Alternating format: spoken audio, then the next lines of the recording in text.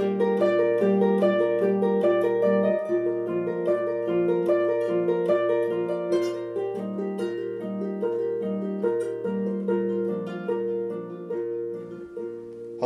and welcome to the Sound of Economics podcast from Bruegel, the Brussels-based economic policy think tank. I'm Sean Gibson, Bruegel's press officer, and joining me for today's episode are two Bruegel scholars, Simone Tagliapietra. Hello. And Georg Zachmann. Hi. So we're here to discuss the topic of Europe's failure to reduce its emissions in its transport sector, and that's a subject forming the basis of a Bruegel study that you have both co-authored. Simone, if we could start with you perhaps, and you can explain the problem to us here and how the transport sector is obstructing the EU's efforts to reduce its CO2 emissions. Yes, thank you very much. First of all, let's start by outlining the fact that the European Union has a long-term vision to reduce its greenhouse gas emissions by 80-95% by 2050 compared to the emissions we had in 1990. In this framework, the European Union also has a binding commitment to reduce emissions by 40% to be achieved by 2030, and this is our commitment in the framework of the Paris Agreement. To meet these targets, a profound transformation is required in all the EU key emitting sectors, notably electricity and heat generation, transport, industry and buildings.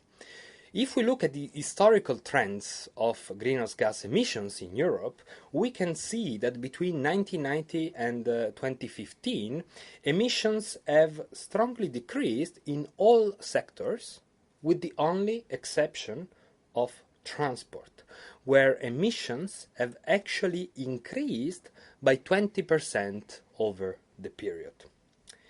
This trend is quite worrying also because if you look at the future projection for transport activities in Europe, you would see that we expect between 2010 and 2050 transport demand to increase in Europe by 40%. So we will have even more transport in the future, and if trends continues as today, transport will therefore become really the major stumbling block in the European decarbonization pathway. In particular, while looking into the emissions of the transport sector, it's clear that the major problem concerns road transport. In fact, road transport is responsible for 70% of the overall transport sector emissions. Let me also outline the fact that transport is not only then crucial for decarbonization, but transport is also crucial for another major issue that affects all of us in our daily life, which is air pollution. And air pollution is a very important problem in Europe today, as it is responsible for more than 400,000 premature deaths each year in Europe. This provides you the idea of really how much important it is to decarbonize and to clean up the transport sector, not just for the sake of climate change mitigation, but also for the sake of cleaning up our cities and enhancing the quality of living of all European citizens. Georg, could you elaborate for us maybe some of the barriers that you see to tackling the problems that the transport sector has in the EU? I think a key hindrance is essentially political, and you have to see that the car industry in Europe has a very, very dominant and important role in the economic development. In Germany, for example, the car industry is responsible for about 25% of the country's exports, so it has contributed massively to the economic development of the country and the wealth of the country. So policymakers are very careful not to kill the goose that lays the golden eggs.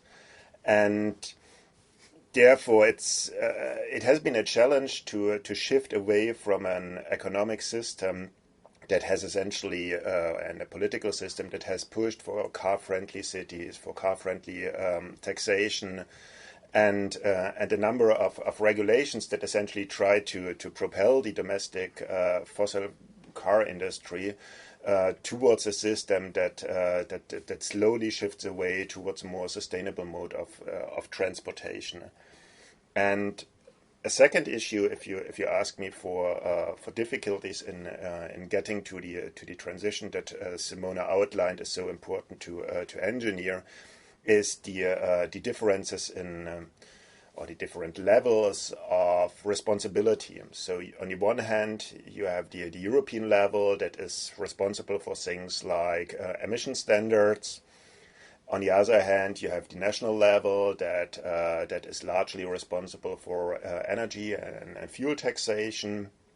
And finally, and not less important, you have the city and local level that is responsible for a lot of the urban planning, and we see huge differences in Europe here. So you have cities that are very car friendly and have massive amounts of or much higher car penetration than other cities in Europe. So, Simone, bearing in mind some of the problems that Georg has highlighted, what are some of the solutions that you both might propose, and what kind of measures can realistically be implemented? Well, we have a strategy. We outline a 3-step strategy that I will now briefly explain. In our view, the first action that should be made at the European level is to encourage European countries and cities to adopt plans to ban diesel and petrol vehicles. France, the United Kingdom, for instance, have already adopted on their own plans to ban the sale of diesel and petrol vehicles by 2040. We think that the more European countries adopt such plans, the stronger signal will be given to the European automotive industry to change and to innovate and to develop more and more clean vehicles. By outlining and putting in place sunset deadlines with some 20 years to go, this should ensure an orderly transition for the automotive industry, but also for the leasing industry, which is also an important part of the overall system in Europe particularly. Europe can play an important role in incentivizing countries and cities to adopt these kind of bans, and in particular we are proposing the establishment of an EU Clean Transport Fund that could be established to provide dedicated financial support to countries and notably cities committing to the phase out of diesel and petrol vehicles, for instance by providing priority financing for the deployment of alternative fuel infrastructure, zero carbon public buses, and so on and so forth.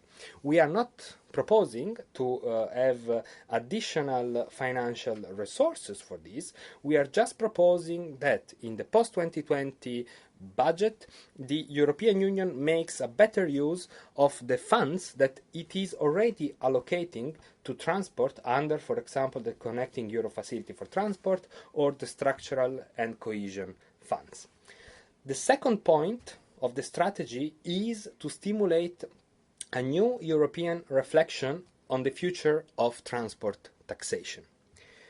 Taxation is a key policy tool to foster road transport decarbonization because taxes can be used to influence user decisions and possibly also to influence the automotive industry strategies. Today, every country have a very different transport taxation system, and just to provide you an example, only 10 countries in Europe today take into account CO2 emissions in the composition of their vehicle registration taxes. So we think that the EU should promote a new discussion among the European countries on the future of transport taxation, as it is also being done, by the way, for example, in the field of digital taxation. To conclude, the last part, the third step of our strategy, concerns research and innovation. As you know, Europe has a solid funding for research and innovation, this cycle called Horizon 2020. We think that in the post-2020 scenario, the European Union should more carefully allocate its money devoted to transport innovation, should become more mission-oriented, and in particular, we think that the EU should focus its post-2020 transport-related research and innovation funding only on early-phase technologies, for instance, hydrogen or solid-state batteries, that can really make a difference.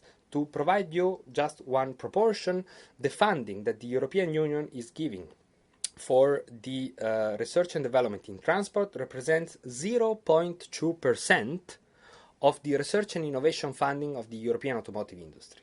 So the money is very little in comparison to what the industry is investing in this. So we need to make sure that this little money, in proportion to what the industry is investing, as a leverage, so it is invested in a strategic way in technologies that otherwise the private sector will not develop alone.